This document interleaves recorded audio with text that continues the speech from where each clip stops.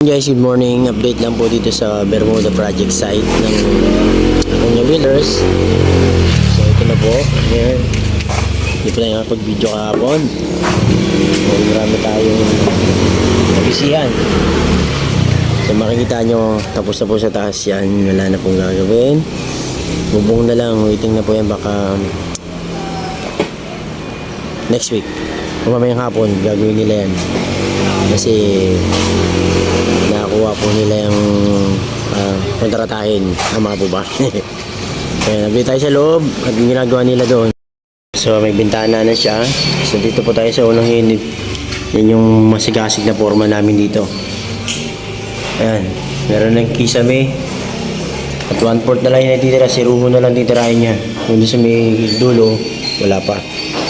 Pero may bintana na yan. Ayan. Dito tayo sa kabila. Sa kabila, halos pero na lahat. Tayo sa 1/4 na lang.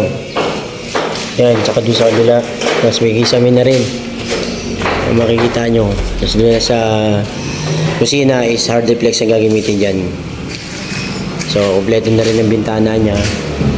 Dito, waiting na lang. Pero may bintana na siya doon. So, dito sa kabilang third unit, may kisame na rin. At may bintana na rin siya.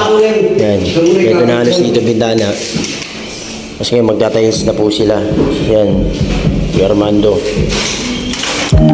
Yan. Dibat tayo sa last unit. Fourth. So dito kasi mga tampang ng mga gamit materials. So ito yung nakikisami. Ito yung bagong apply dito ng installer eh. Kaway-kaway naman mga installer natin yan.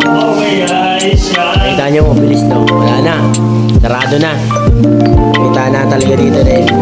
Saka dito meron na rin sa opening. So yan, dito na lang sa kusina. Basta sinatayin sa to. Siguro pagka matigas ito sa kabila. So yan, salamat guys. At dito na ang mga installer natin. No? Yan, no? Shoutout Abis G.